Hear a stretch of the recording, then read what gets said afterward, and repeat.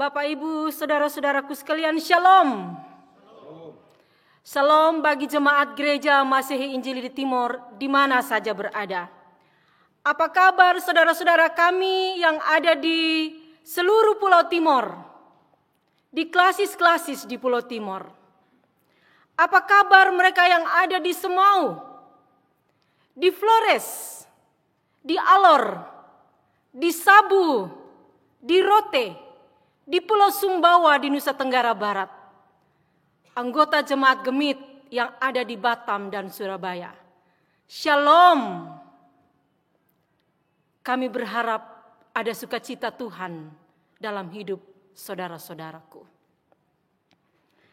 Hari ini minggu kedua kita berbakti di rumah masing-masing. Kami berharap walaupun sangat sibuk dengan banyak kegiatan, setiap keluarga mempersiapkan mesbah keluarga dan berbakti di sana. Bapa, mama, dan anak-anak, semua anggota keluarga, pakai waktu di rumah untuk berdoa kepada Tuhan.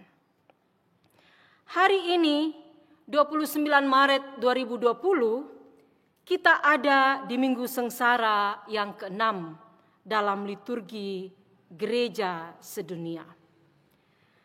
Kita dapat kesempatan menghayati sengsara dan penderitaan Tuhan Yesus untuk selamat manusia. Pada saat yang sama, bersama seluruh peradaban dunia, kita sedang menghadapi suatu situasi yang tidak pernah kita alami sebelumnya.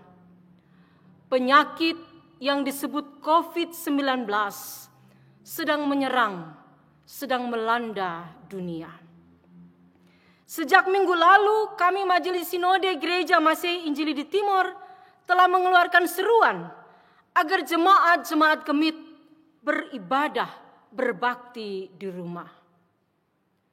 Dalam situasi demikian, pagi ini kita mendapat kesempatan belajar firman Tuhan dari Lukas 23 ayat 26 sampai 31.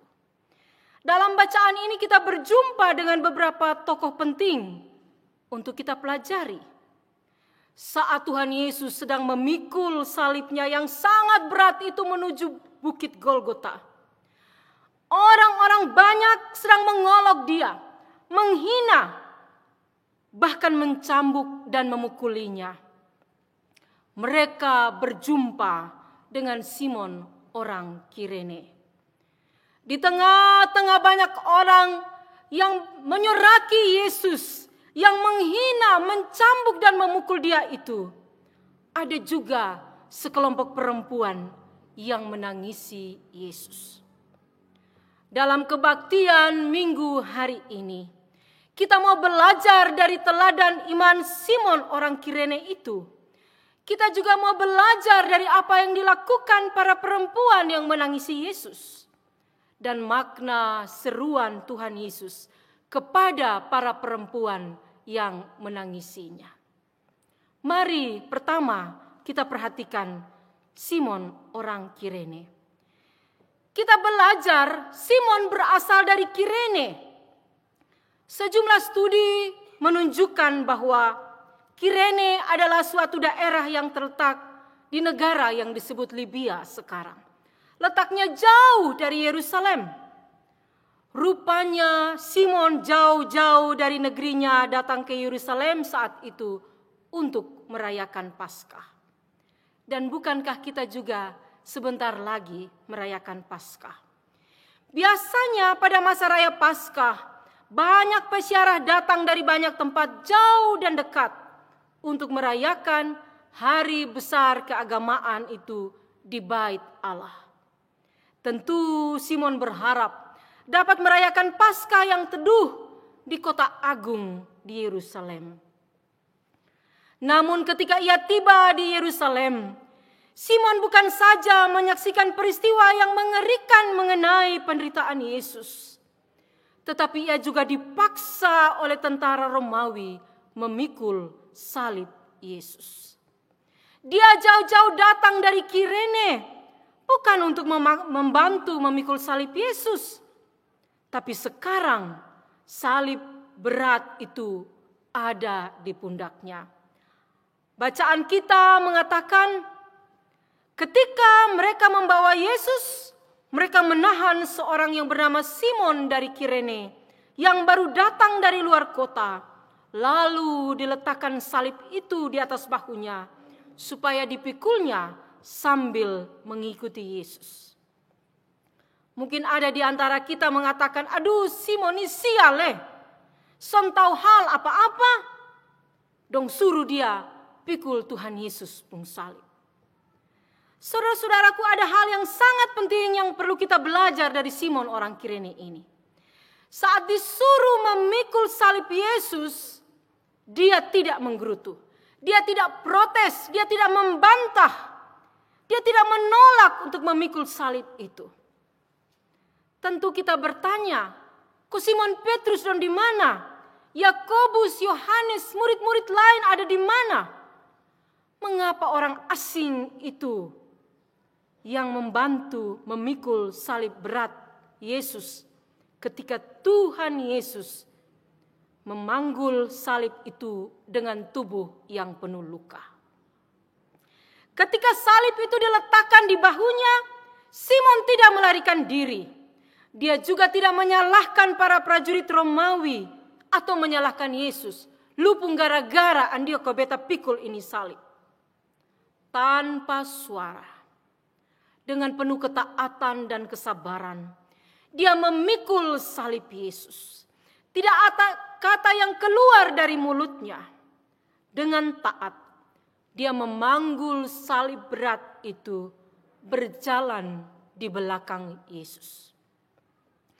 Saudara-saudara, apa yang dapat kita pelajari dari Simon orang Kirene dalam konteks kita di Minggu Sengsara ke-6, 29 Maret 2020 ini? Berita tentang virus corona begitu mencekam. Virus ini menyerang tanpa pandang bulu. Ribuan orang diserang di seluruh dunia. Entah pejabat atau rakyat biasa. Orang dari negara maju atau negara miskin. Kristen atau Islam. Beragama atau tidak beragama. Perempuan atau laki-laki. Semua rentan terpapar. Kemarin kita mendengar berita dari negeri Inggris. Bahkan putra mahkota kerajaan Inggris, Pangeran Charles. Dan sehari setelahnya, Perdana Menteri kerajaan itu, Boris Johnson, dikabarkan terpapar virus. Dalam situasi seperti ini, kita mendengar seruan pemerintah Indonesia untuk apa yang disebut social distancing dan physical distancing. Menjaga jarak sosial, menjaga jarak fisik. Banyak orang merasa senang tinggal di rumah. Anak-anak saya bilang, hore, tidak usah bangun pagi-pagi untuk ke sekolah. Bisa tidak harus bangun pagi-pagi untuk pergi ke kantor.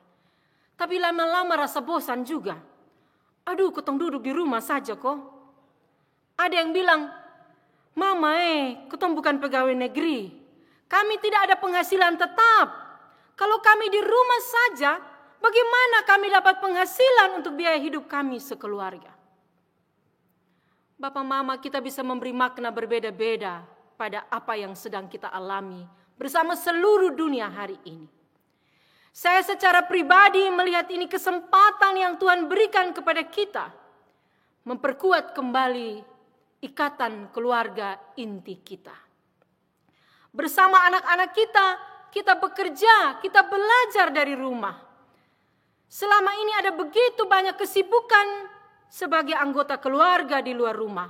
Di sekolah, di kantor, di pasar, di jalan, di kebun. Namun ancaman wabah pandemi ini membawa kita kurang lebih 2 minggu kembali ke rumah kita masing-masing. Memakai waktu bersama suami dan istri, bersama orang tua dan anak-anak kita. Ada yang bekerja bakti, bersihkan rumah dan halaman, memperhatikan tanaman, membersihkan lingkungan kita. Ada waktu untuk olahraga dan berjemur pada jam 10 pagi. Kita dapat kesempatan memperhatikan kesehatan dan menjaga daya tahan tubuh kita. Kita saling bantu, mencari bahan, menyiapkan masker dan hand sanitizer. kita bersyukur. Sebab di tengah-tengah badai yang sedang dihadapi semua bangsa di seluruh dunia, kita kembali belajar menghargai waktu dengan keluarga dan memperhatikan kesehatan kita. Tapi pada saat yang sama, saudara-saudara, kami juga mendengar banyak sekali pertanyaan. Ada anggota jemaat dan majelis jemaat, ada kawan-kawan pendeta di berbagai klasis. Dari Belu, dari Alor Barat Daya, dari Alor Timur, dari Pantar, dari Pulau Rejua, dari Kupang Tengah, dari Batam, dari Kota Kupang Timur, Surabaya, Kota Kupang, banyak lagi. Menelpon kami, kirim SMS, WA, bahkan menulis dan mengirim surat. Mereka bertanya, mengapa kita harus bergereja di rumah? Kenapa kita harus tinggalkan gedung gereja kita pada hari Minggu? Rasanya sulit, masih sulit bagi kita menyesuaikan diri dengan situasi yang ada. Terutama karena kita ingin agar tanggapan yang kita berikan sebagai gereja kepada situasi yang ada sekarang ini tidak bertentangan dengan kehendak Tuhan. Ada yang mengatakan kepada kami, kenapa kita lebih takut pada corona daripada takut pada Tuhan Yesus? Saya menjelaskan bahwa kalau kita bergereja di rumah, tidak berarti kita lebih takut kepada virus daripada kepada Tuhan. Sebaliknya kita sedang mewujudkan iman dan tanggung jawab kita sebagai murid Kristus. Pilihan kita melakukan jarak sosial atau jarak fisik itu bukan suatu sikap pasrah terhadap keadaan. Sebaliknya adalah cara kita untuk turut bersama-sama mengendalikan situasi yang ada. Kita tidak mau virus itu memusnahkan ciptaan Allah yang berharga. Kita melakukan jarak sosial termasuk beribadah di rumah juga bukan sekedar karena kita taat pada himbauan pemerintah. Kita melakukan ini sebagai suatu sikap iman untuk menyelamatkan kemanusiaan dari kematian yang seharusnya bisa dicegah. Inilah yang disebut etika tanggung jawab. Kita bertanggung jawab sebagai murid-murid Kristus yang diberi tugas membela dan merawat kehidupan. Ketika kehidupan terancam, kita tidak boleh masa bodoh. Kita harus mengambil tanggung jawab. Saudara-saudara, dalam Keluaran 12 kita baca bahwa saat terjadi tulah di tanah Mesir, orang-orang Israel diminta untuk masuk ke dalam rumah mereka, menutup pintu-pintu rumah mereka. Ambang pintu rumah itu kemudian ditandai darah hewan persembahan, agar ketika tulah itu datang, Tuhan melihat tanda di rumah mereka dan mereka dapat selamat. Kini kita sedang menghadapi tulah global. Satu tulah yang mengancam seluruh dunia. Mari kita masuk ke dalam rumah untuk berdoa kepada Tuhan. Mari kita serukan nama Tuhan Yesus yang telah mencurahkan darahnya di Bukit Golgota bagi kita. Kita tidak perlu cari domba, kita tidak perlu cari kambing, supaya darahnya ditaruh di pintu rumah kita. Karena sudah ada darah Tuhan Yesus di Bukit Golgota itu. Dengan menyebut namanya dalam doa-doa kita bagi keselamatan dunia ini, kita percaya Dia menyelamatkan kita. Keselamatannya juga bagi semua manusia di seluruh dunia. Saudara-saudara, kita belajar dari Simon orang Kirene. Dia memang datang ke Yerusalem untuk berbakti di Bait Allah. Namun ketika dia harus memikul salib Yesus, dia melakukannya tanpa sungut. Ada pelayanan di Bait Allah, ada pelayanan di luar Bait Allah. Ada saat kita masuk beribadah di dalam gereja, ada saat kita melayani Dia di ladang-ladang kehidupan. Simon dipilih untuk membantu meringankan salib itu ketika Yesus berjalan menuju tempat penyalipannya. Dalam Kisah Para Rasul, dalam surat Paulus kepada jemaat di Roma kita baca, Simon kemudian keluarganya menjadi pelayan-pelayan Kristus yang tangguh. Misalnya di Kisah 13, penulis Kisah Rasul Lukas berkata, keluarga dari Simon ini menjadi bagian dari tim pelayanan bersama Paulus dan Barnabas. Di Roma 16 ayat 13, Rasul Paulus menyapa Rufus, putra Kirenius, sebagai orang pilihan Tuhan yang menaruh, dan Paulus menaruh hormat juga kepada ibu Rufus, istri Simon orang Kirene. Saudara-saudara, ini saat bagi kita untuk memberi bahu kita, memikul bersama derita dunia. Jangan kita seperti murid-murid Yesus yang justru di saat sang guru menderita, mereka lari meninggalkan dia. Mereka tak mau mengambil tanggung jawab itu. Kita belajar dari Simon orang Kirene untuk ikut memikul beban dan derita dunia hari ini. Melalui tinggal, bekerja, belajar, dan beribadah dari rumah. Agar penularan virus corona dapat diputuskan. Pelajaran kedua, Bapak Ibu Saudara-saudaraku, adalah pelajaran dari para perempuan yang menangisi Yesus dan perkataan Yesus kepada mereka. Di antara orang banyak yang berteriak histeris saat itu di Jumat yang agung itu.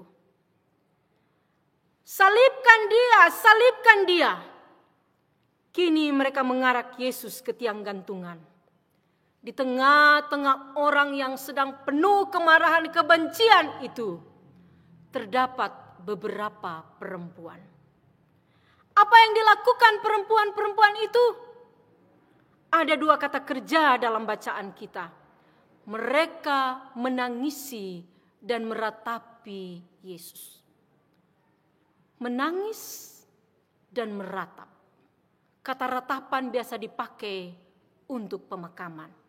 Kalau ada saudara yang mati di kampung, kita pergi dari jauh, para perempuan telah meratap. Mereka bercerita tentang kebaikan hatinya. Mereka bercerita tentang budi baiknya.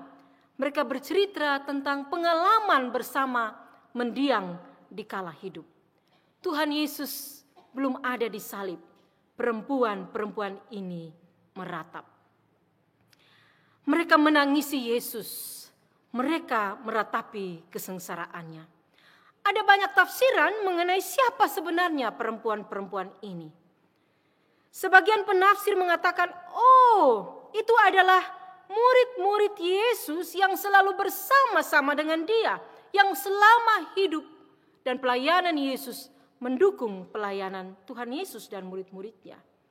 Bisa jadi mereka adalah Maria ibu Yesus, Maria Magdalena, Yohana istri Kusa, dan perempuan-perempuan lain yang selalu mendukung pelayanan Tuhan Yesus.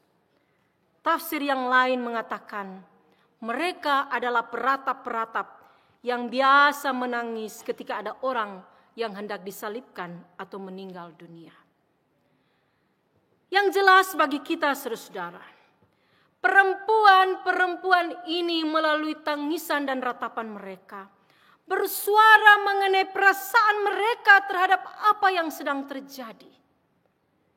Dalam hiruk pikuk barisan orang-orang yang mengikuti Yesus dengan suasana penuh amarah, dengan tangisan mereka, dengan ratapan mereka, para perempuan ini sedang melakukan protes terhadap apa yang terjadi. Mereka sedih bahwa Yesus yang tidak bersalah dihukum dengan cara yang begitu keji. Mereka mengekspresikan suara hati mereka melalui tangisan.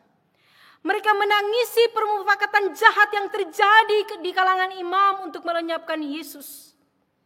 Mereka tahu bahwa Yesus adalah korban dari suatu persengkokolan jahat yang melibatkan para elit agama, bekerja sama dengan para penguasa, dengan Pilatus yang cuci tangan, memutuskan Yesus disalib.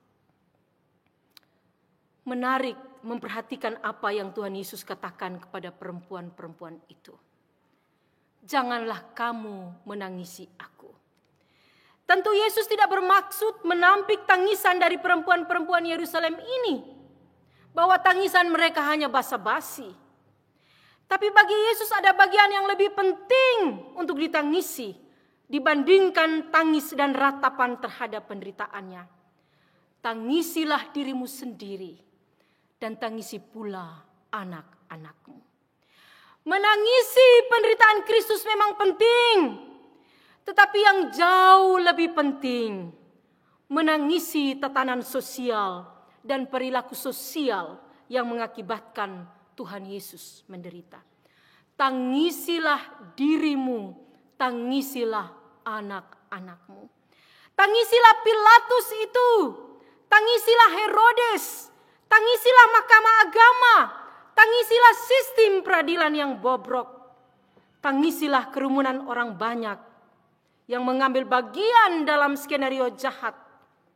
Tangisi pula petinggi di bait suci yang penuh kebencian, menolak kebenaran, mencampakkan keadilan. Ratapilah dunia, ratapilah dirimu, ratapilah kejahatan-kejahatanmu. Saudara-saudariku, di minggu sengsara ke-6, bersama dengan seluruh manusia di dunia, mari kita mengakui ketakutan dan kecemasan kita. Panggilan untuk menangisi dan meratapi dunia menjadi penting dan berharga hari ini. Berkaitan dengan kepekaan kita terhadap persoalan-persoalan yang berada di sekeliling kita.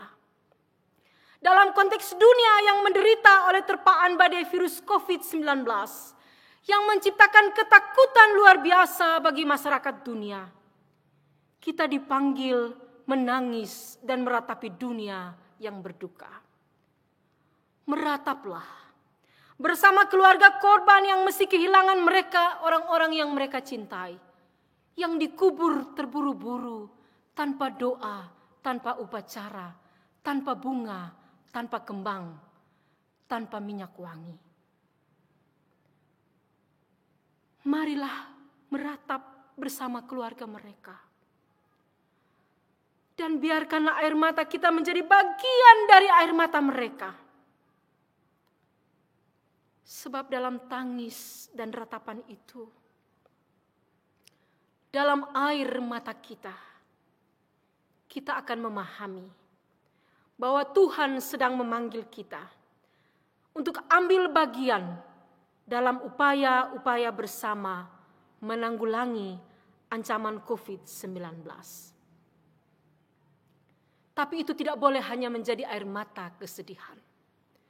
Suara Yesus kepada perempuan-perempuan itu, air matamu, tangisan dan ratapanmu haruslah juga menjadi air mata dan tangisan pertobatan. Tangisilah dirimu, tangisilah keluargamu, tangisilah peradaban dunia. Mari kita katakan kepada Tuhan hari ini, Tuhan, melalui virus ini, kami mau belajar untuk kembali kepada kehendak-Mu. Kami telah saling menyakiti. Kami telah melakukan kekerasan dalam rumah tangga. Suami dan istri sulit saling mendengarkan. Kami merasa lebih penting satu dari yang lain. Kami egois. Kami tidak sungguh-sungguh saling menghargai. Dengan alasan sibuk, kami juga tidak punya waktu berdoa sebagai keluarga. Kami acuh dengan jam-jam doa kami. Kami merasa seperti kami tidak membutuhkan Tuhan. Kami tidak sungguh-sungguh mengandalkan Tuhan dalam hidup kami. Kami pikir rekening kami lebih penting, pekerjaan kami lebih penting. Sekarang kami dibawa pulang ke rumah. Saudara-saudara, mari kita berdoa, kita menangis, kita meratap. Mari kita jadi momentum ini sebagai momentum memperbaharui kehidupan rohani kita. Mari kita bawa diri kita lebih dekat kepada Tuhan. Saudara-saudaraku, mari juga kita katakan di minggu-minggu sengsara ini, Tuhan, kami mohon ampun kepadamu. Kami saling curiga, kami memusuhi orang yang berbeda dengan kami, yang beda suku, beda agama, beda bangsa, beda ras, beda bahasa, beda pilihan politik, beda tim sukses dan seterusnya.